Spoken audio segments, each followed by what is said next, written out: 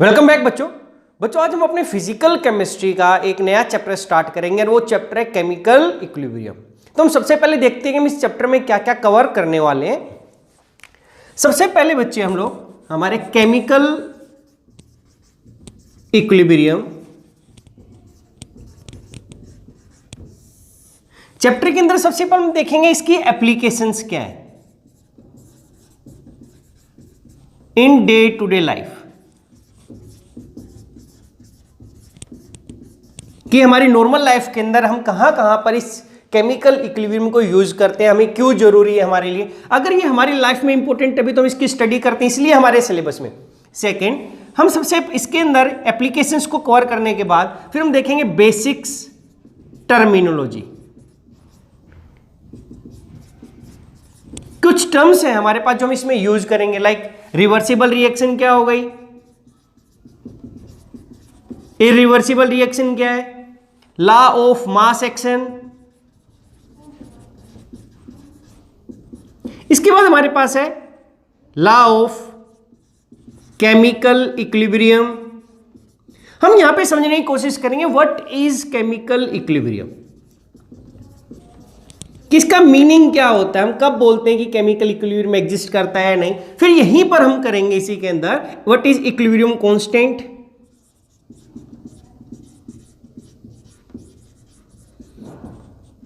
इनको हम कैसे रिप्रेजेंट कर सकते हैं, इनके रिप्रेजेंटेशन। हम इनको कंसंट्रेशन की टर्म में, प्रेशर की टर्म में, मोल फ्रैक्शन की टर्म में रिप्रेजेंट करते हैं, और इनका आपस में रिलेशंस, कि डिफरेंट इक्विलिब्रियम कांस्टेंट का आपस में क्या रिलेशन होता है, ये हम बेसिक टर्मिनोलॉजी में करेंगे। इसके बाद हम करने वाले बच्चे ली चैटलियर प्रिंसिपल, कि ली चैटलियर प्रिंसिपल क्या होता है और इसकी एप्लीकेशंस क्या है, हम कहां पर इसको यूज करते हैं, किस किस चीज की मैन्युफैक्चरिंग में यूज करते हैं, या कौन से फिजिकल स्टेट के अंदर या हम केमिकल के अंदर हम यूज करेंगे इसको, कहां पर अलग अलग कंडीशंस के अंदर। इसके बाद हमारे पास आता है दो इंपॉर्टेंट टर्म्स आएंगे बच्चे, गिव्स फ्री एनर्जी चेंज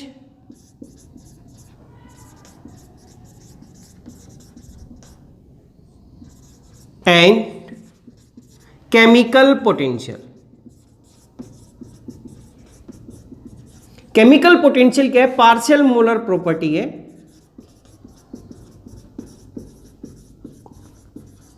इनको हम ये तो डेल्टा जी से हम करेंगे यहां पे रिप्रेजेंट, और यहां पर केमिकल पोटेंशियल को म्यू से रिप्रेजेंट करते हैं। इसको केमिकल पोटेंशियल को बोलते हैं पार्शियल मोलर प्रॉपर्टी।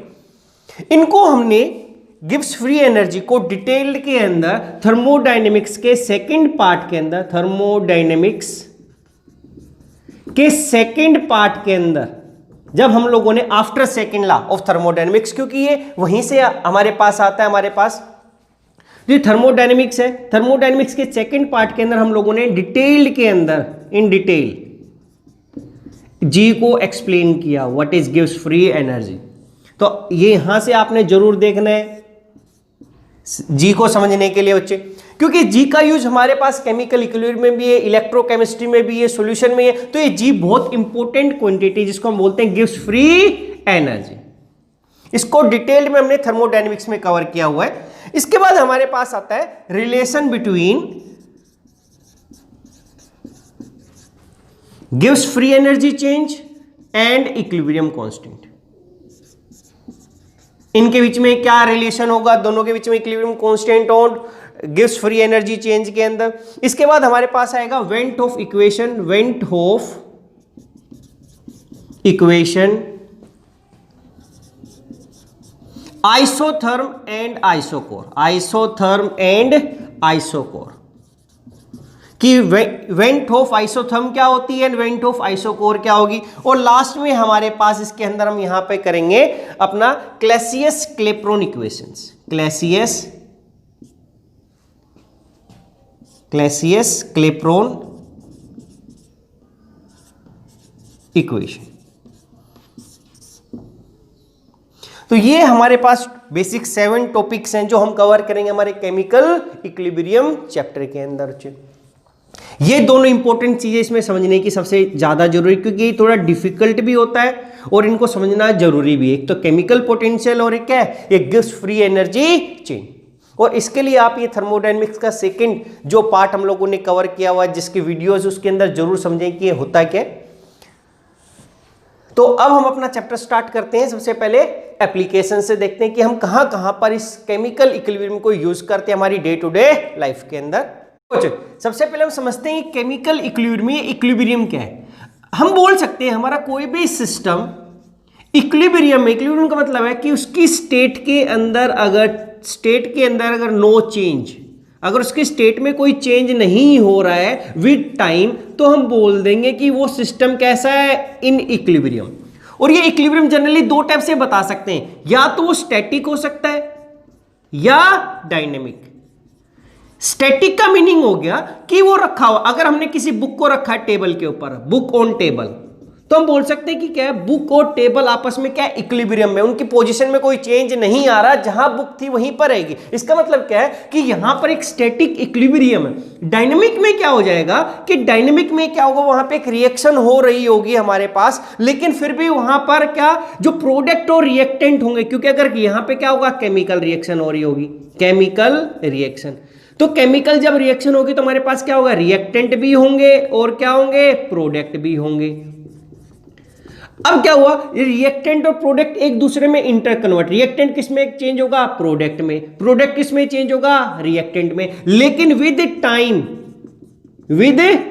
टाइम कैसा भी हो आपका, कितना भी टाइम हो सकता है, 1 घंटे में, 2 घंटे, 5 घंटे बाद, तो इसके अंदर जो कंसंट्रेशन के अंदर आएगा नो चेंज, कि यहां पर प्रोडक्ट और रिएक्टेंट की कंसंट्रेशन के अंदर क्या आएगा, ये कंसंट्रेशन है, कंसंट्रेशन के अंदर आएगा नो चेंज, कि यहां पर भी इनकी फिक्स हो जाएगी कि इसके अंदर कोई चेंज नहीं आ रहा विद टाइम, रिएक्टेंट ना तो प्रोडक्ट में, लेकिन ये कंटिन्यूअसली एक दूसरे में इंटर कन्वर्ट हो रहे हैं, तो हम ऐसे चेंज को बोल देते हैं डायनामिक इक्विलिब्रियम।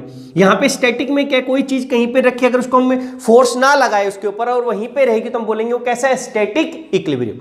तो सबसे पहले हम देखेंगे कि इक्विलिब्रियम है हमारे पास, इसकी एप्लीकेशन क्या। सबसे पहले इक्विलिब्रियम की देख लेते हैं, फिर देखते हैं केमिकल इक्विलिब्रियम की क्या होगी। देखो, अगर हम इकोनॉमिक्स के अंदर बात करते हैं तो ये केमिकल इक्विलिब्रियम का एग्जांपल नहीं है, तो हम क्या बोलते हैं, इकोनॉमिक्स के अंदर क्या बोलते हैं, सप्लाई एंड डिमांड।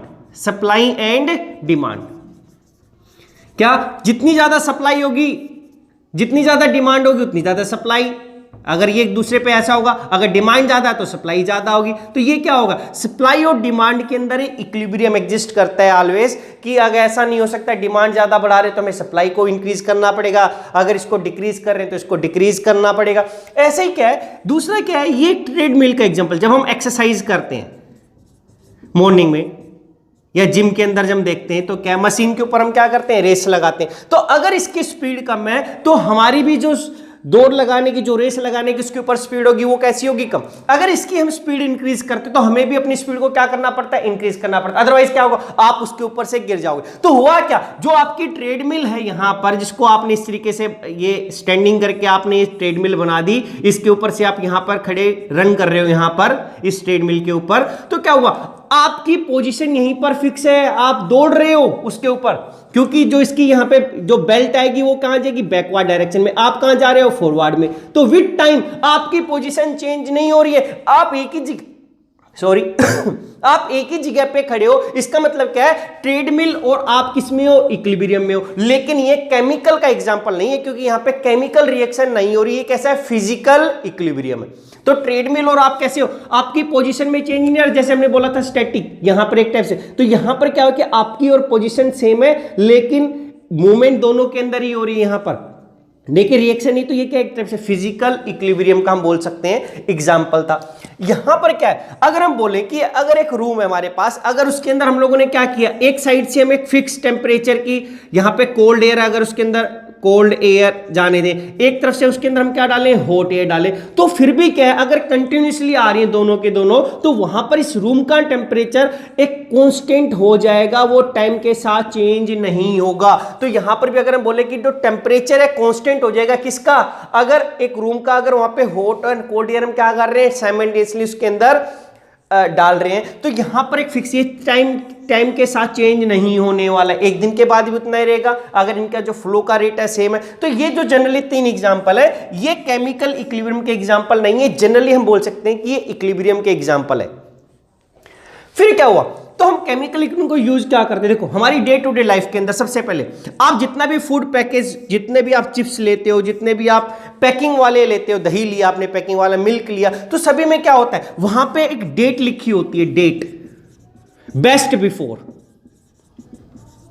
ये क्यों लिखा होता है, कह रहा है कि इस डेट से पहले पहले आपने उसको कंज्यूम करना, अदरवाइज उसके बाद वो खराब होना स्टार्ट हो जाएगा। क्या, क्योंकि उसके अंदर हम क्या डाले होते हैं, फूड प्रिजर्वेटिव यूज होता है। फूड प्रिजर्वेटिव का क्या यूज होता है, क्या चीजें होती है फूड प्रिजर्वेटिव, ये फूड को प्रिजर्व करने के लिए केमिकल्स होते हैं। क्यों केमिकल्स यूज किए, ताकि वहां पे जो हमारा फूड के अंदर जितने भी हमारे केमिकल कंपाउंड्स हैं, जितने भी हमने बोल दिया हमारे पास क्या है केमिकल कंपाउंड्स है, उनका स्पॉइलेज यानी कि वो उनका डिके ना हो, ताकि उनका डिके ना हो, या उनका स्पॉइलेज का मतलब है कि खराब होना स्टार्ट ना हो, जो उसके अंदर जो कंपाउंड है वो क्या होना, ब्रेक डाउन होना स्टार्ट ना हो जाए।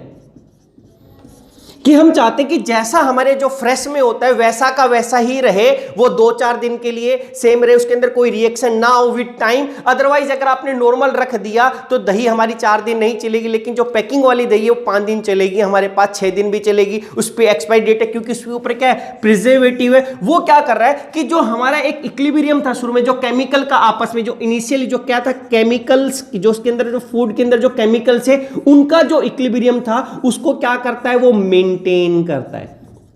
कौन मेंटेन करेगा, ये फूड प्रिजर्वेटिव। ये इक्विलिब्रियम का मीनिंग क्या था, उनकी जो स्टेट होगी उसी स्टेट में रहना फेवर, उनको रखना फेवर करवाएगा, ताकि आपस में भी रिएक्ट ना हो, ना वो डिकम्पोज हो टाइम के साथ, कुछ भी चेंज वहां पे लाना फेवर नहीं करेगा। तो ये था हमारे पास क्या, कि यहां पर केमिकल इक्विलिब्रियम मेंटेन रहे, इसीलिए हम क्या यूज किया, हम लोगों ने फूड प्रिजर्वेटिव यूज किया। सेकंड क्या है, हम रेफ्रिजरेटर यूज करते हैं, सभी के घर में रेफ्रिजरेटर होगा, फ्रिज होगा। तो ये क्या काम करता है, इसके अंदर भी हम क्या करते हैं, इसके अंदर हमने फूड को स्टोर किया। फूड को स्टोर क्यों किया, ताकि हमें ये जो फूड प्रिजर्वेटिव का यूज ना करना पड़े, कि अब हमारा जो खाना वो दोबारा से खराब नहीं होगा। क्यों, क्योंकि इसके अंदर क्या है, टेम्परेचर कांस्टेंट कर देते हैं हम लोग। जनरली क्या हो जाता है, टेम्परेचर कांस्टेंट, और ये लोअर टेम्परेचर होता है ताकि इसके ऊपर कोई हमारे पास जितने भी हमारे पास माइक्रो ऑर्गेनिजम्स हो गए, बैक्टीरिया, फंगई हो गया, यानी कि कोई भी चीज यहां पे ग्रो ना करे, वो हमारे खाने को क्या ना करे, डिकम्पोज ना करे। और जो हमारे पास अगर टेम्परेचर ही कांस्टेंट है, क्योंकि टेम्परेचर कांस्टेंट ही रहेगा तो इजी, जो हमारा जो केमिकल के अंदर जो इक्विलिब्रियम था, जो केमिकल्स के अंदर जो इक्विलिब्रियम था वो क्या रहे, मेंटेन रहे। वो जनरली से ये अगर ब्रेक डाउन हो गया तो हमारा जो उसके अंदर जो हमारा फूड होगा वो क्या हो जाएगा, स्पॉइलेज होना स्टार्ट हो जाएगा, यानी कि उसके अंदर जो केमिकल्स है वो ब्रेक डाउन होना क्या हो जाएंगे, स्टार्ट। ताकि ये मेंटेन रहे, इसलिए हम अपने फूड को किस में रखते हैं, रेफ्रिजरेटर में रखते हैं। देखो हमने क्या लिखा, फिर हमारी ह्यूमन बॉडी के अंदर अगर मैं एक नॉर्मल एडल्ट की बात करता हूं, ना तो मैं बच्चे की बात कर रहा हूं, ना मैं किसी ओल्ड एज की, एडल्ट्स के अंदर क्या होगा, जो बोन का फॉर्मेशन है, बोन फॉर्मेशन वो किसके इक्वल होगा, बोन का डिकम्पोजिशन के इक्वल। तो इसको मैं रब कर देता हूं यहां से, ऐसा इक्वल्स टू बोन डिकम्पोजिशन। क्या हो गया, जनरली हमारी बोन्स किससे बनी होती हैं, कैल्शियम से बनी होती हैं बच्चे। तो क्या हुआ कि हमारी थ्रू आउट लाइफ जो बोन्स है वो बनती रहती हैं और क्या टूटती रहती हैं, तो वहां पे फॉर्मेशन भी चलता है और डिकम्पोजिशन। इनिशियली स्टार्टिंग में क्या होता है, जब हम बच्चे छोटे होते हैं, हम लोग छोटे होते हैं, उस टाइम पे फॉर्मेशन ज्यादा होता है, क्योंकि ग्रोथ हो रही होती है तो फॉर्मेशन का रेट ज्यादा होता है, इसलिए धीरे धीरे हाइट बढ़ती है। लेकिन क्या है, कॉन्स्टेंट टाइम के बाद क्या हो जाता है, उसके अंदर हाइट के अंदर चेंज आना क्या हो जाता है, चेंज आना बंद हो जाता है, फिक्स हो जाता है। तो उस टाइम पे दोनों के अंदर क्या हो गया, क्योंकि फॉर्मेशन हो रही तो केमिकल रिएक्शन से बन रही, डिकम्पोजिशन हो रहा है तो टूट रहा है, फिर केमिकल रिएक्शन, तो यहां पर दोनों के बीच में क्या होता है, एक इक्विलिब्रियम रहता है। लेकिन ओल्ड एज के अंदर क्या हो गया कि डिकम्पोजिशन थोड़ा ज्यादा हो जाने होना स्टार्ट हो जाता है, उसकी वजह से बोन क्या हो जाती है, वीक। इसलिए क्या अगर हमारे ओल्ड एज में बोन्स टूट जाती हैं तो उनका जो वापस से जोड़ना उनको डिफिकल्ट हो जाता है, जॉइंट बाकी सारी चीजें। क्यों, क्योंकि उनका ये रेट ज्यादा होता है, ये रेट क्या होता है, कम होता है। तो ये इक्विलिब्रियम हो गया किसके अंदर, एडल्ट्स के अंदर। ऐसे क्या है हमारे पास, transport of oxygen by haemoglobin. तो हमारी बॉडी के अंदर जो हीमोग्लोबिन हम यूज करते हैं, हीमोग्लोबिन का एक मैक्रोमोलिक्यूल है। ये मैक्रोमोलिक्यूल क्या करता है, ऑक्सीजन को ट्रांसपोर्ट करता है, कहां से, लंग से, कहां पर, टिश्यू में।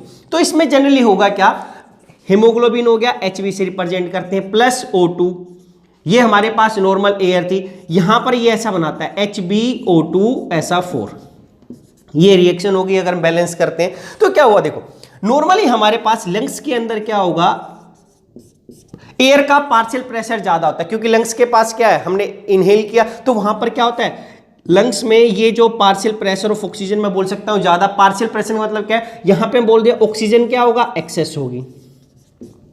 अगर एक्सेस होगा, इसको हम ज्यादा डेप्थ में एक्सप्लेन करेंगे जब हम ली चैटलियर को करेंगे, अभी एक्सप्लेन ली चैटलियर प्रिंसिपल इसके बाद हम करने वाले हैं। तो क्या हुआ कि कह रहे कि ये इक्विलिब्रियम होता है कि Hb क्या करेगा, लंग्स में O2 लेगा और HbO2 बना लेगा। फिर क्या होगा, टिश्यू के अंदर क्या जाएगा, टिश्यू के अंदर जाने के बाद ये हमें क्या मिलता है, टिश्यू को ऑक्सीजन की रिक्वायरमेंट होती है हमारे पास, तो ये HbO2 क्या टूटेगा, वापस से ऑक्सीजन दे देगा, उनको ऑक्सीजन कंज्यूम हो जाएगी और हमारे पास क्या, हीमोग्लोबिन फ्री। फिर ये Hb क्या करेगा, लंग से फिर ऑक्सीजन लेगा, टिश्यूज के पास जाएगा, टिश्यूज के अंदर ये रिएक्शन अपोजिट होगी। तो यहां पर एक कंटिन्यूसली इक्विलिब्रियम रिएक्शन रहती है हमारे पास बॉडी में, जिसका रेट क्या है, फिक्स है, ये चेंज नहीं होता। तो हुआ क्या, देखो इसको समझते हैं। लंग्स में ऑक्सीजन एक्स्ट्रा था, तो ऑक्सीजन बना हमारे पास, ऑक्सीजन से क्या Hb और O2 ज्यादा था, तो रिएक्शन किस में चली जाती है, फॉरवर्ड में। तो रिएक्शन चली गई फॉरवर्ड डायरेक्शन में, क्योंकि यहां पर ये एक्सेस कंसंट्रेशन ज्यादा थी। फॉरवर्ड में क्या बनेगा, HbO2. अब ये HbO2 कहां चला गया, लंग्स में चला गया, सॉरी टिश्यूज के अंदर चला गया। अब हीमोग्लोबिन ने इस ऑक्सीजन को ट्रांसपोर्ट किया कहां पर, टिश्यूज के अंदर। टिश्यूज के अंदर क्या हुआ, हमारे पास ऑक्सीजन का partial pressure, oxygen partial pressure is less, या मैं बोल सकता हूं वहां पर क्या है, ऑक्सीजन क्या है, लेस होगी। अगर ऑक्सीजन की कमी होगी तो वहां पे ऑक्सीजन की वजह से जो प्रेशर होगा वो भी कम होगा, या हम बोल सकते हैं ऑक्सीजन कैसी होगी, लेस। तो वहां पर अब इस रिएक्शन में क्या होगा, Hb जो O2 हम बोल रहे थे इस तरीके से, जो ये बना रहा था HbO2, यहां पर हुआ क्या कि ये ऑक्सीजन कम हो गया, यहां पर क्या हो गया, कमी हो गई यहां पर इसकी। अगर इसकी कमी होगी तो रिएक्शन यहां पे नहीं जाएगी, जो ऑक्सीजन Hb ने ऑक्सीजन के साथ कंपाउंड बनाया था ये ब्रेक डाउन हो जाएगा और ये रिएक्शन किस में चली जाएगी, बैकवर्ड रिएक्शन में, बैकवर्ड। अगर बैकवर्ड में मिला तो हमें क्या मिलेगा, Hb और O2 मिलेगा, ऑक्सीजन को हम कंज्यूम कर लेंगे और हमें क्या मिलेगा, फ्री Hb। अब ये फ्री Hb क्या चला जाएगा हमारे पास लंग्स में, फिर ऑक्सीजन कंज्यूम करेगा, HbO2 बनाएगा, टिश्यूज के पास आएगा, टिश्यूज के पास ऑक्सीजन की कमी है तो ये वापस से ब्रेक डाउन। तो कह रहे हैं कि यहां पर ये ऐसा जाएगा, टिश्यूज में ये अपोजिट एक्सिस, तो इसका जो रेट है वो क्या हो गया, फिक्स हो गया। इसको हम डेली हम नॉर्मली ऑब्जर्व कहां करते हैं, अगर आपने हाइयर एल्टीट्यूड कभी पहाड़ के ऊपर चढ़ाई की है, हम क्या बोल सकते हैं, हाइयर एल्टीट्यूड। हाइयर एल्टीट्यूड्स पे क्या हो जाता है, जल्दी से क्या हो जाती है, आप टायर्ड हो जाते हो, आपको थकान हो जाती है, थकान हो जाती है। किस लिए हो जाती है, क्योंकि वहां पर हाइयर एल्टीट्यूड पे ऑक्सीजन कैसी होती है, कम होती है, वहां पे लेस अवेलेबल होती है। क्योंकि हमें पता है कि जैसे जैसे हम एल्टीट्यूड्स के ऊपर जाते हैं हमारे पास जो क्या हो गया, प्रेशर क्या हो जाता है, कम हो जाता है। तो अवेलेबिलिटी जो हम बोल सकते हैं, अवेलेबिलिटी ऑक्सीजन की क्या हो जाएगी, कम हो जाएगी। अगर इसकी कमी हो गई तो हमारे पास क्या हो गया, अब जो रिएक्शन हमारी बॉडी के अंदर होती है उसके अंदर कहां पे जाएगा, ये HbO2. अब होगा क्या बच्चे, देखो ये ऐसा था, हमारी बॉडी में इसकी कमी होगी क्योंकि वहां पे ऑक्सीजन हमें मिल नहीं रही। तो जो हमारे ब्लड के अंदर जो एक मैक्रोमोलिक्यूल था हीमोग्लोबिन, जो कि हमारे ब्लड में जिसके अंदर ऑक्सीजन थी, वो ब्रेक डाउन होना स्टार्ट हो जाएगा और ये मैक्सिमम रिएक्शन किस में जाने लगेगी, बैकवर्ड में। फॉरवर्ड में कम जाएगी और बैकवर्ड में क्या हो जाएगी, ज्यादा। तो इसलिए क्या हो गया, अब हम ये बैकवर्ड जाएगी तो जो ऑक्सीजन हमारे टिश्यूज को मिलनी थी वो नहीं मिल रही, वो वापस से बैकवर्ड में जा रही है। तो यहां पर कमी की वजह से ये ऑक्सीजन जो ऑलरेडी अवेलेबल थी वो क्या होने लगी, हमारी बॉडी के अंदर से और ज्यादा कमी होने लगी। इसलिए हमें सांस चढ़ना स्टार्ट हो जाता है, हमें थकान स्टार्ट हो जाती है, यानी कि हम क्या हो जाते हैं, टायर्ड हो जाते हैं। तो ये क्या हो गया, ये रिएक्शन बैकवर्ड में जाएगी और इसकी वजह से ऑक्सीजन की अवेलेबिलिटी क्या हो जाएगी, कम हो जाएगी और उसकी वजह से हमारे पास हम थक जाएंगे बच्चे। तो ओवरऑल क्या हुआ, इसलिए हिली एरियाज के अंदर हम इजीली थक जाते हैं क्योंकि जो ये रिएक्शन है, जो इक्विलिब्रियम था, ये बैकवर्ड रिएक्शन में ज्यादा शिफ्ट हो जाता है क्योंकि वहां पर इसकी क्या हो गई, कमी हो गई। तो हमारी बॉडी के अंदर अगर हमने देखा कि जो ऑक्सीजन का ट्रांसपोर्ट होता है बाय हीमोग्लोबिन, एक मैक्रोमोलिक्यूल होता है, लार्ज साइज मोलिक्यूल है जो हमारे ब्लड में है, ये भी क्या करता है, यहां पर भी ऑक्सीजन ट्रांसपोर्ट के अंदर एक केमिकल इक्विलिब्रियम ऑलवेज मेंटेन करता है। ऐसा नहीं है कि कभी ज्यादा कर रहा है या कभी कम कर रहा है, वो फिक्स है हमारे पास इसका रेट। तो यहां पर हमने बोल दिया, तो यहां पर क्या है, केमिकल इक्विलिब्रियम। ऐसे ही क्या है, अगर हम बोलते हैं ये तो ट्रांसपोर्ट ऑफ ऑक्सीजन था, अगर मैं कार्बन मोनोऑक्साइड की बात करता हूं तो वहां पर भी केमिकल इक्विलिब्रियम मेंटेन होता है। हम बोलते हैं कि जनरली क्या है कि, या इसी को बोल सकते हैं transport of carbon monoxide by haemoglobin. ये भी एक केमिकल इक्विलिब्रियम का एग्जांपल है। क्या कि ये बोला जाता था कि रात को अंगीठी लगा के एक बंद कमरे में नहीं सोना चाहिए। वो किस लिए नहीं सोना चाहिए, क्योंकि वहां पर क्योंकि जब अंगीठी जलती है, नहीं कि जब कोयला जलेगा, कंबस्शन होगा कोयले का, तो वहां पे वो कंप्लीट नहीं हो रहा, तो वहां पे क्या है, कार्बन मोनोऑक्साइड प्रोड्यूस होगी। और कार्बन मोनोऑक्साइड की जो एफिनिटी है हीमोग्लोबिन की, जब हम इनहेल करेंगे, सांस लेंगे, तो क्या होगा, ऑक्सीजन तो जाएगी, लेकिन जो वहां पे कोयला बर्न हो रहा है उसकी वजह से जो कार्बन मोनोऑक्साइड है वो भी हम क्या करेंगे, इनहेल करेंगे। और जो इस हीमोग्लोबिन मॉलिक्यूल की जो एफिनिटी है वो ऑक्सीजन से कहीं ज्यादा कार्बन मोनोऑक्साइड, तो ऑक्सीजन नहीं लगेगी, फटाफट क्या लगेगा, कार्बन मोनोऑक्साइड। तो हमारी बॉडी में कार्बन मोनोऑक्साइड ज्यादा जाएगी। और अब हमें क्या चाहिए, जिंदा रहने के लिए ऑक्सीजन मिल नहीं रही, हमें धीरे धीरे क्या मिल रहा है, CO। तो इसकी वजह से हम धीरे धीरे हमें CO की क्या हो जाएगी, पॉइजनिंग, और हम क्या हो जाएंगे, मर जाएंगे। तो यहां पर भी क्या है, केमिकल इक्विलिब्रियम का एग्जांपल है। मेंटेनेंस ऑफ ब्लड पीएच, हमें पता है कि जो ब्लड का पीएच है 7.4 बोलते हैं, वो फिक्स है। बच्चा हो तो भी 7.4 मिलेगा, बड़ा है तो भी। अगर कोई हमें कोई दिक्कत होगी, कोई डिजीज हो गई या एलर्जी होगी, तब हमारा थोड़ा चेंज हो सकता है, क्योंकि वहां पर क्या है, जो हमारा उस टाइम पे ही चेंज होगा, क्योंकि हमारा इक्विलिब्रियम चेंज हो जाएगा, शिफ्ट हो जाएगा, क्या तो इंक्रीज हो सकता है या डिक्रीज हो जाएगा। तो क्या अदरवाइज क्या, जो ब्लड पीएच एक नॉर्मल ह्यूमन बॉडी का वो कैसा है, 7.4। ये एक तभी फिक्स हो सकता है अगर नॉर्मल इंक्रीज हो गया तो डिक्रीज हो जाएगा, डिक्रीज हो गया तो क्या हो जाएगा, इंक्रीज होके नॉर्मल इसी लेवल पे आ जाएगा। और वो तभी हो सकता है जब हमारे पास क्या, बॉडी के अंदर जो हमारे पास वहां पे क्या केमिकल इक्विलिब्रियम एग्जिस्ट कर रहा है, जो कि उसको मेंटेन करने पे फोर्स कर रहा है कि जो हमारा ब्लड पीएच है वो कितने पे रहे, 7.4 ही रहे, नॉर्मल ह्यूमन मिक्स। तो ये भी एक एग्जांपल है किसका, केमिकल इक्विलिब्रियम का, कि इक्विलिब्रियम का मतलब क्या, वो मेंटेन रह रहा है, उसके अंदर कोई चेंज नहीं आ रहा है विद टाइम। तो ये कुछ एग्जांपल थे जिसको हम बोल सकते हैं केमिकल इक्विलिब्रियम के, जो हम डे टू डे लाइफ में ऑब्जर्व करते हैं बच्चे। यहां पर ये केमिकल इक्विलिब्रियम के एग्जांपल नहीं थे, जनरली इक्विलिब्रियम के एग्जांपल थे, कि विद टाइम के अंदर हमारे जो सिस्टम, इसके अंदर चेंज ना है तो हम बोलेंगे सिस्टम के अंदर क्या है, इक्विलिब्रियम है। वो अलग अलग टाइप का इक्विलिब्रियम हो सकता है, लेकिन अगर केमिकल रिएक्शन हो रही है और फिर भी वो कांस्टेंट है, यानी कि उसके अंदर चेंज नहीं दिखाई दे रहा, तब हम बोलेंगे कि वो कैसा है, केमिकल इक्विलिब्रियम।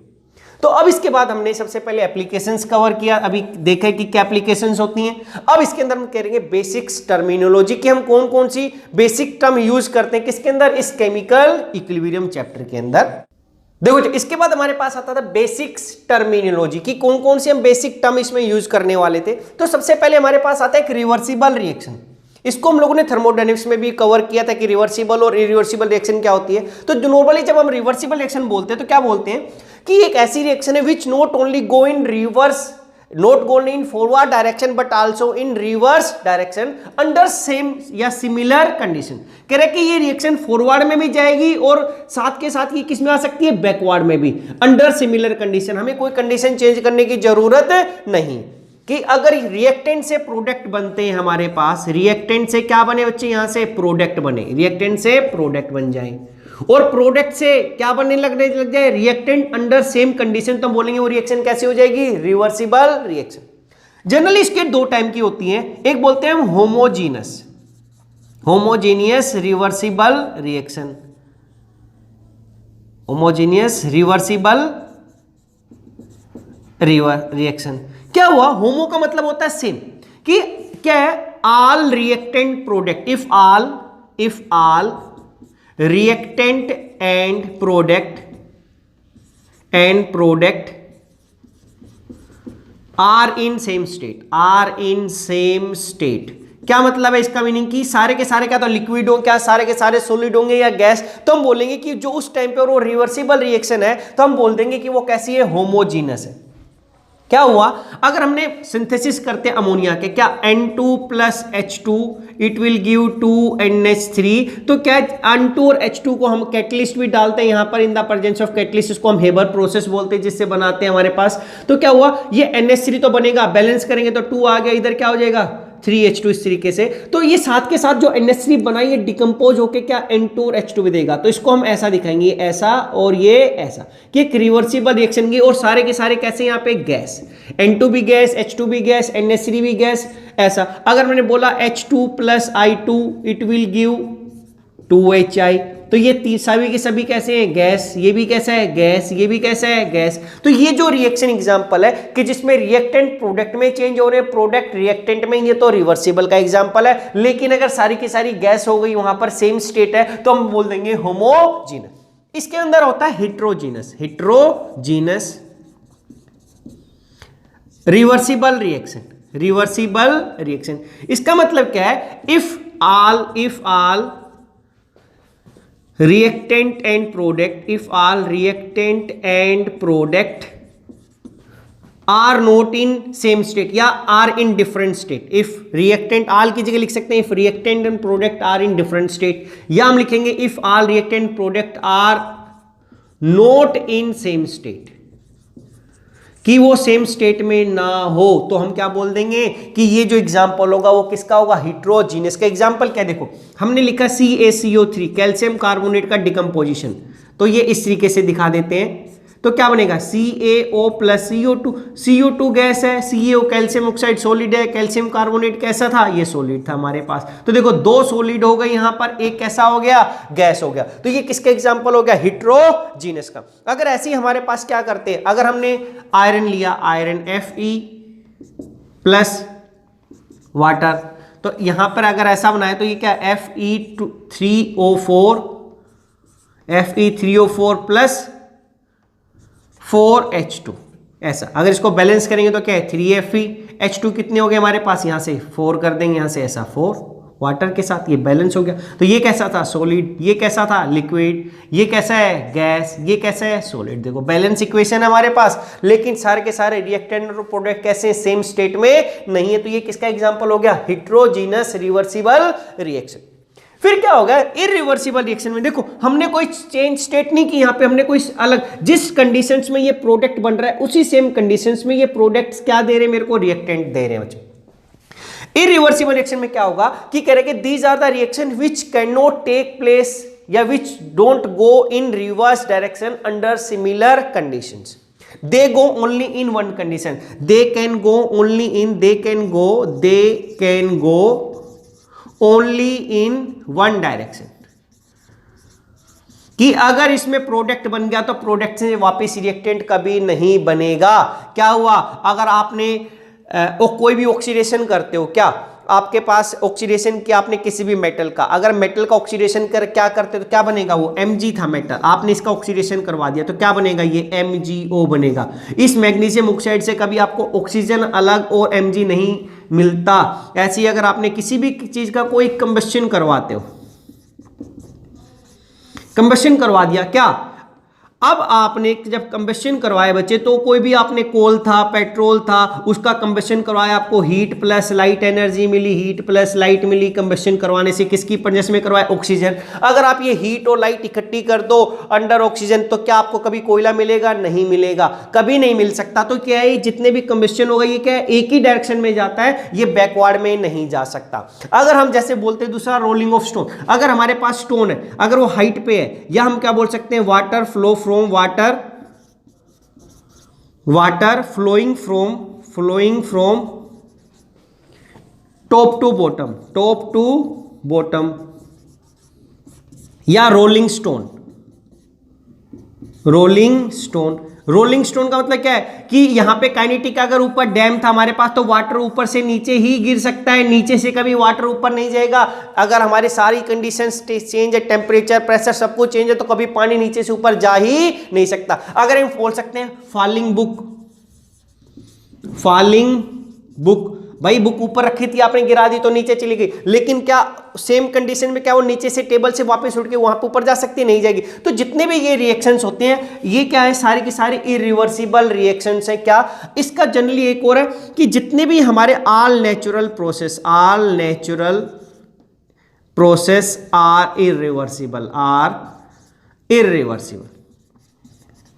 जितने भी हमारे नेचर के अंदर बच्चे प्रोसेस हो रहे हैं जिसको हम बोलते हैं नेचुरल प्रोसेस, ये सारे के सारे क्या है हमारे पास इरिवर्सिबल है। हम फोसिल्स बन जाते हैं क्या, जो पेड़ पुड़ पहले दब गए हमारे पास, ये हम बोलते हैं कि जो बहुत हाई टेम्परेचर प्रेशर पे deep buried inside the earth है वो फोसिल कन्वर्ट हो गए, पेट्रोल डीजल कोयले ये सारे क्या हमारे फोसिल्स हैं। तो इन फोसिल से हमें वापस से पेड़ पुड़ नहीं मिल सकते, हम इन पेड़ों से क्या मिला था, तो ये सारे के सारा क्या था, ये नेचुरल प्रोसेस था, एक नेचुरल वे से क्या हमें फोसिल्स मिले, ये कोयला मिला हमें, लेकिन कोयले से हमें वापस वो नहीं मिल सकता पेड़। तो ये क्या जितने भी नेचुरल प्रोसेस हैं सारे के सारे कैसे इरिवर्सिबल होते हैं और ये स्पॉन्टेनियस भी होते हैं, अपने आप ही कन्वर्ट होता है। ये इसको हमें ज़्यादा अपने आप एनर्जी देने की जरूरत हमें एक्स्ट्रा जरूरत नहीं, ये नेचुरल के अंदर होते हैं। तो ये क्या होगा, इरिवर्सिबल रिएक्शंस। फिर हमारे पास आता है केमिकल इक्विलिब्रियम का क्या मीनिंग है। देखो केमिकल इक्विलिब्रियम एग्जिस्ट तभी करेगा बच्चे जब आपकी पहली कंडीशन है उसके लिए रिवर्सिबल रिएक्शन की, वहां पे एक रिवर्सिबल रिएक्शन होना चाहिए कि रिएक्टेंट प्रोडक्ट में कन्वर्ट होगा, प्रोडक्ट रिएक्टेंट में। सेकंड कि in reversible reaction when the rate of forward reaction become equals to the rate of backward reaction. यहां पे रिवर्सिबल हो सकती है, ये इसमें बन सकता है, ये इसमें, लेकिन इनका रेट अलग अलग हो सकता है, ये थोड़ा ज्यादा बन रहा है, ये थोड़ा कम, लेकिन बन तो रहा है। लेकिन यहां पर क्या हो गया कि रिवर्सिबल रिएक्शन होगी और वहां पे जो rate of formation of product होगा क्या, कि rate of formation of product is equals to rate of formation of reactant. ये कब होगा, when equilibrium is established, when equilibrium is established. ये हमेशा नहीं होता बच्चे कि बोला कि आपने हमारे पास शुरू में तो रिएक्टेंट ही होता है ना, शुरू में क्या होता है, एक रिएक्टेंट होता है। पहले रिएक्टेंट क्या होगा, देखो ध्यान से सुनना, पहले रिएक्टेंट ज्यादा था एक्सेस में, तो प्रोडक्ट तो जीरो था, तो पहले रिएक्टेंट से क्या बनता है, प्रोडक्ट बनता है। ये ज्यादा था इनिशियली, देखो ज्यादा अमाउंट में, ये क्या था, जीरो था, ये मिनिमम था, लीस्ट था। अब धीरे धीरे क्या होगा, प्रोडक्ट रिएक्टेंट में बदलेगा, तो रिएक्टेंट प्रोडक्ट भी किस में बदलने लग जाएगा, रिएक्टेंट के अंदर। तो अब धीरे धीरे ये किस में हो जाएगा, ये इस एरो लगा दिया, क्योंकि अब जैसे ही बनेगा, बनने के बाद ये किस में कन्वर्ट होने जाएगा, रिएक्टेंट में।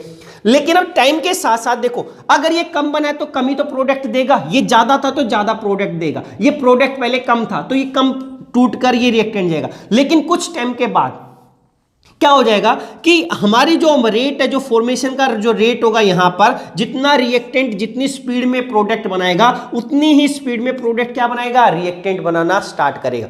लेकिन यहां पे दो डाउट आप क्लियर कर लो कि पहला क्या है कि यहां पर कंसंट्रेशन का कोई लेना देना नहीं है, ये रेट ऑफ फॉर्मेशन है कि किस रेट से बन रहा है। अगर 1 घंटे के अंदर 4 रिएक्टेंट प्रोडक्ट में कर रहे हैं तो 1 घंटे के अंदर 4 ही प्रोडक्ट किस में करेंगे, रिएक्टेंट में। इसका मतलब ये बिल्कुल नहीं है कि ये 50% अमाउंट में है और ये भी कैसा है 50%, ये बिल्कुल ट्रू नहीं है। ये हो भी सकता है और ये नहीं। कंसंट्रेशन की अगर हम बात करें कि दोनों 50-50% होंगे, कि जब अगर मैंने बात की कि 1 किलो था हमारे पास रिएक्टेंट, फिर हमने बोला कि जस्ट 50, अगर हमारे पास 500 ग्राम बच जाए और 500 ग्राम प्रोडक्ट होगा तभी केमिकल इक्विलिब्रियम एस्टेब्लिश होगा, ये बिल्कुल भी जरूरी नहीं है। तो ये याद रखना है कि इसका जो इस rate of formation of product और rate of formation of reactant है बच्चे, यहां पर इसका कंसंट्रेशन से कोई लेना देना नहीं है। ये इन दोनों की कंसंट्रेशन सेम भी हो सकती है। कंसंट्रेशन क्या होगी, सेम, जब क्या हुआ, इक्विलिब्रियम एस्टेब्लिश्ड हुआ, या इसकी कंसंट्रेशन रिएक्टेंट की जो कंसंट्रेशन है ये हाई हो सकती है, ज्यादा कंसंट्रेटेड हो सकता है एज कंपेयर टू जो कंसंट्रेशन किसकी, प्रोडक्ट की, ये ज्यादा था। लेकिन उस टाइम पे भी क्या था, इक्विलिब्रियम एस्टेब्लिश हो सकता है। या इसका तीसरा केस हो सकता है कि कंसंट्रेशन प्रोडक्ट की ज्यादा है लेकिन उस टाइम पे भी क्या हो गया, इक्विलिब्रियम क्या हो गया, एस्टेब्लिश हो गया। तो जो केमिकल इक्विलिब्रियम है उसके लिए हमें रिएक्टेंट और प्रोडक्ट की कंसंट्रेशन इक्वल करना जरूरी नहीं होता। एक स्पेशल केस है जब ये इक्वल हो जाती है, जब हम देखेंगे के की वैल्यू 1 आ जाएगी, जिसको हम बोलते हैं इक्विलिब्रियम कांस्टेंट।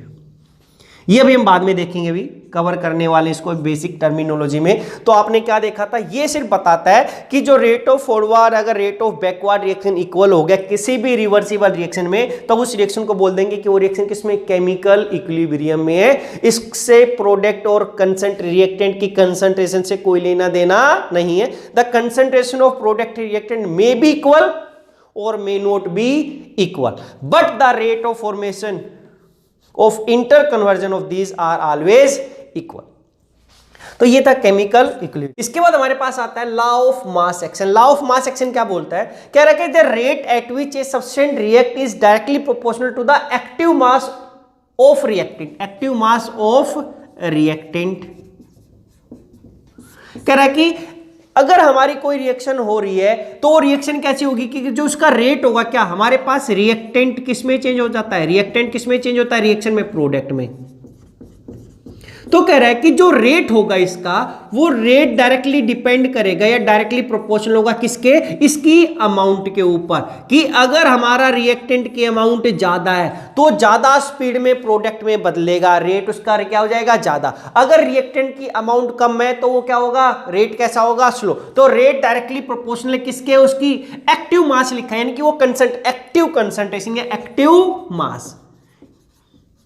देखो मास ज्यादा है तो इसका मतलब उसकी कंसंट्रेशन ज्यादा। एक्टिव वर्ड क्यों लिखा हुआ हम लोगों ने, ये चीज समझते हैं एक बार। देखो कि नॉर्मल हमारे पास क्या हुआ, अगर इन केस ऑफ हम बोलते हैं कि अगर हम सॉल्यूशंस की बात करते हैं, अगर सॉल्यूशन में हमारे पास किससे बना होता है, यहां पे सोल्यूट प्लस सोलवेंट से।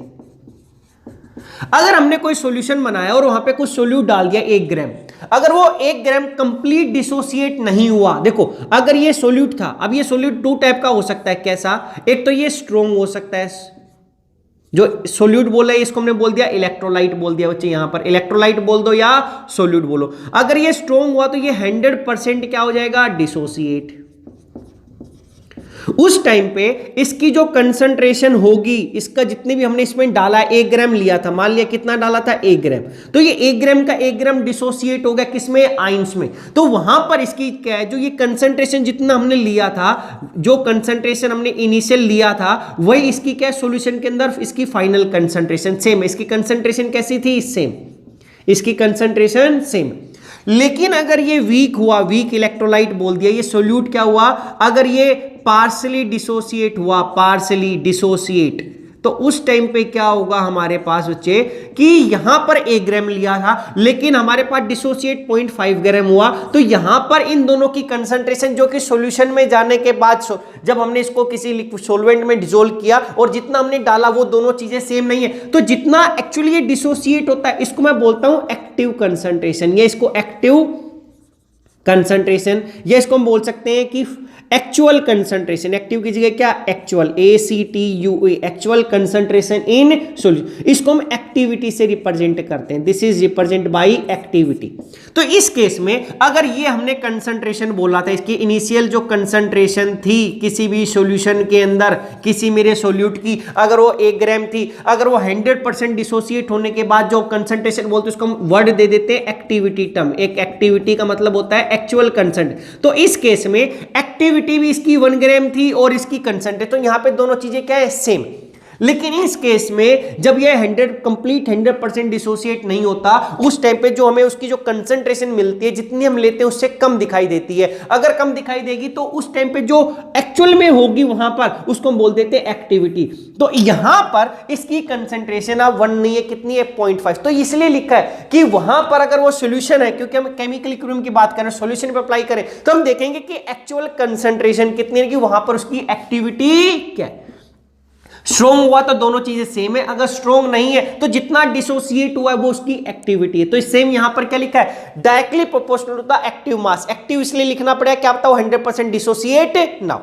अब एक और चीज है यहां पर, hence the rate of chemical reaction is directly proportional to the product of active mass of reactant. क्या है, अगर मेरे पास रिएक्टेंट 1 से ज्यादा था, क्या था, ये A था, A प्लस B था, ये क्या बनाएगा, C प्लस D, क्योंकि रिवर्सिबल रिएक्शन है, केमिकल इक्विलिब्रियम हमने अप्लाई किया तो इस तरीके से A प्लस B।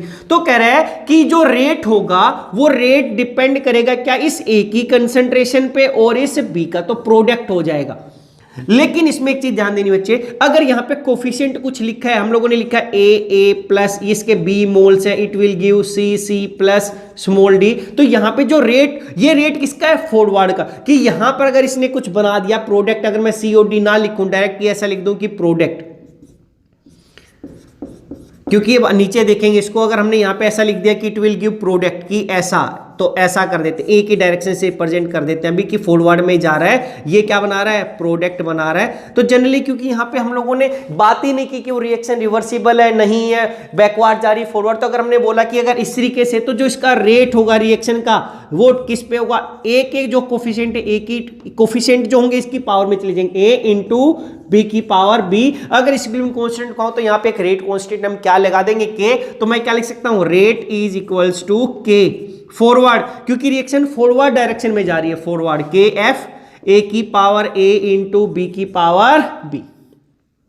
तो यहां से ये जो हमने टर्म बोली है इसको बोलते हैं law of mass action. This is the actual concentration, active mass बोल दो, मास इसलिए बोल दिया कि भैया कंसंट्रेशन बोलोगे या मास बोलोगे उससे कोई डिफरेंस नहीं है, क्योंकि सॉल्यूशन में जनरली हम वहां पे एक्टिविटी टर्म यूज करते हैं। इसके अंदर मैंने बोला कि रिएक्टेंट की अमाउंट पे डिपेंड करेगा, एक्चुअल अमाउंट पे डिपेंड करेगा, तो ये ऐसा था। इसके बाद आता है लॉ ऑफ केमिकल इक्विलिब्रियम, कि अब हमने क्या किया कि हमने लॉ ऑफ मास एक्शन देखा कि ये बोलता है कि जो रेट होगा डिपेंड करता है कितनी अमाउंट होगी या कितनी कंसंट्रेशन होगी।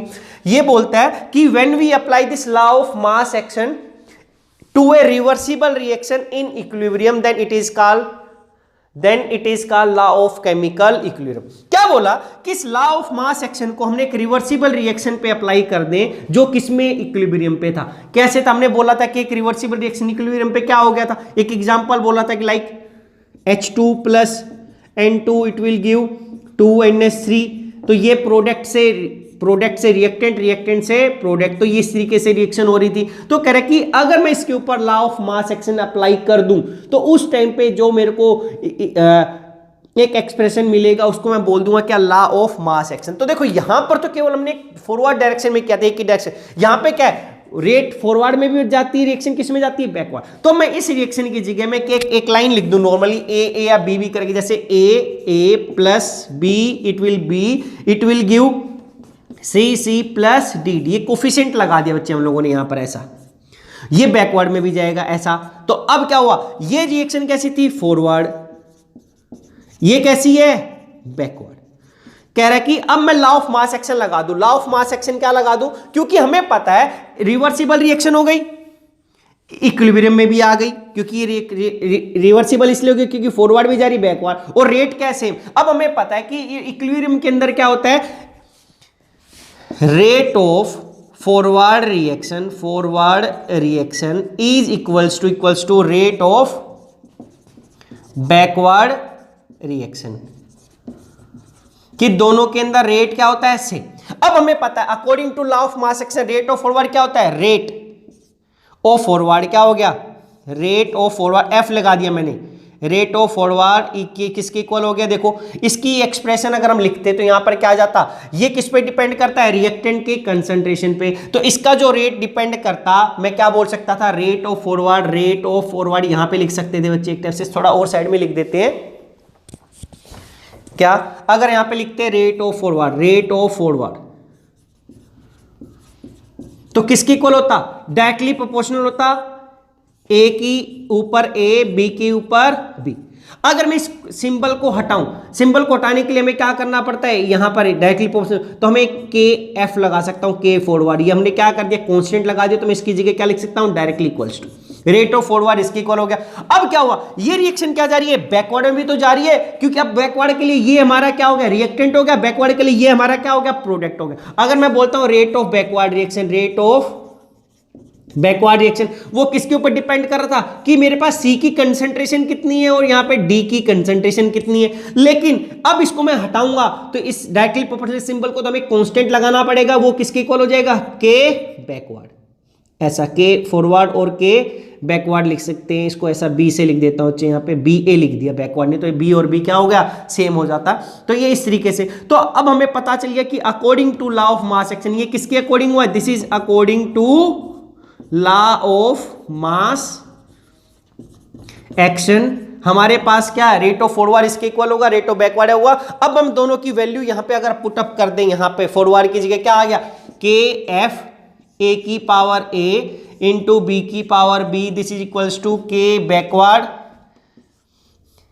सी की पावर सी अपॉन डी की पावर डी।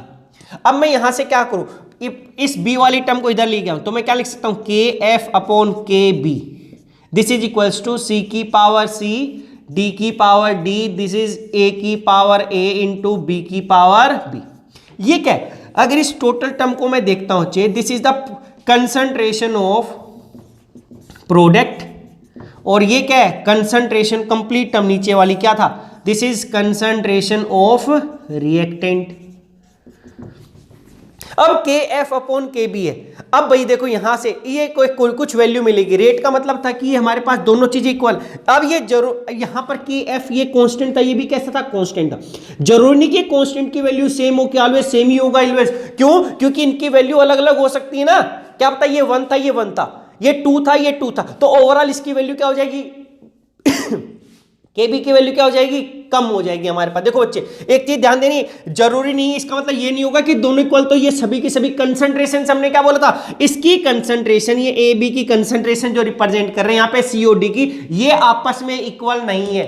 क्या, अगर आप बोलोगे कि कंसंट्रेशन इक्वल हो जाती तो के एफ और के बी ऑलवेज इक्वल होता और ये तो 1 ही हो जाता, लेकिन अब इनकी वैल्यू सेम नहीं है, तो अब एक कांस्टेंट है, ये भी एक कांस्टेंट है, तो इसको मैं एक रिप्रेजेंट कर सकता हूं किसी भी एक कांस्टेंट से, दिस इज इक्वल्स टू के, जिसको हम बोल सकते हैं equilibrium constant, this is called equilibrium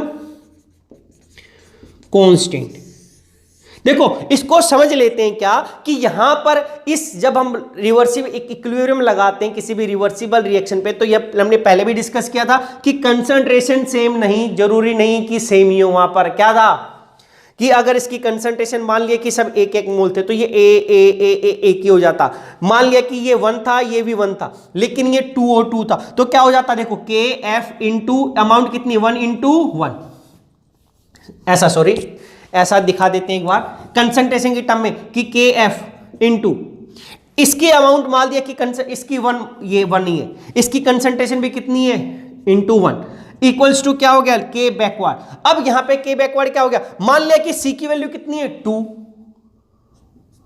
concentration 2, D की वैल्यू भी कितनी है, 2, तो ये 2 2 हो गया। तो ओवरऑल अब ये इक्वल कब हो सकता है, जब मेरा केबी की वैल्यू क्या होगी, क्योंकि अब मैं के एफ की वैल्यू कुछ भी मान लेता, तो मेरे को यहां से पता चला, तो के एफ किसके इक्वल आ गया, के एफ इज इक्वल्स टू के बी इंटू 4। इसका मतलब है कि जो मेरे पास जो भी के बी की वैल्यू आएगी, अगर के बी 1 होगा तो ये 4 होगा, अगर ये 2 हुआ तो ये के एफ की वैल्यू 8 आ जाएगी, अगर ये 3 हुआ तो ये कितना आ जाएगा, 12। तो यहां से ये अलग कांस्टेंट है, ये अलग कांस्टेंट, पर्टिकुलर रिएक्शन के लिए एक पर्टिकुलर है। इस रिएक्शन के लिए जब ये यहां पर 2 2 यहां पे 1 1 था, अगर मैं इसको बोल देता 1, अगर ये 1 होगा तो ये ऑलवेज 4 ही होगा। अगर कोई दूसरी रिएक्शन होती जिसमें ये वैल्यू अलग अलग चेंज हो जाती, वहां पे हमारे पास, क्योंकि कंसंट्रेशन से हमें कोई लेना देना नहीं होता, तो बच्चे यहां पर जो के एफ और के बी है, इनकी वैल्यू इक्वल नहीं होती है, डिफरेंट ही होती है, लेकिन एक पर्टिकुलर रिएक्शन के लिए पर्टिकुलर टाइम के ऊपर ये क्या होती है, कांस्टेंट होती है।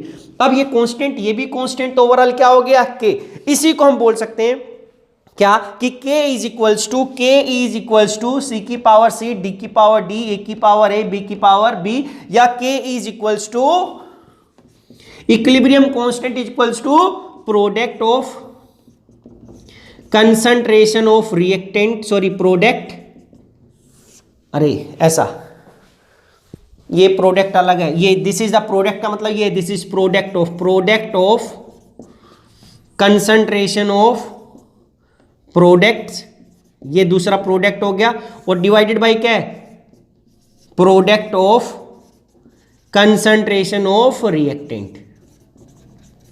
अगर इसको बोल सकते हैं तो ये बोल दिया लॉ ऑफ केमिकल इक्विलिब्रियम। या अगर इसको डिफाइन करते तो क्या बोल सकते हैं, अब हम यहां से के को डिफाइन कर सकते हैं, के व्हाट इज द, हम के को डिफाइन करें कि right the definition of equilibrium constant, तो क्या लिखेंगे, के की वैल्यू देखो, अब हमने लिख तो ली यहां से, तो ये तो प्रोडक्ट तो था कंसंट्रेशन, लेकिन अगर इसके अंदर यहां पर कुछ हमारे पास कुछ यहां पे क्या होता, इसके आगे कुछ लिखा होता है इस तरीके से, तो ये कोफिशिएंट होते तो इसकी पावर चली जाती। तो हम के की जो डेफिनेशन बोल सकते हैं, तो क्या बोल सकते हैं, product of K is defined as, product of K is defined as product of molar concentration of products each raise to the power, each raise to the power equal to their coefficient, equal to their coefficient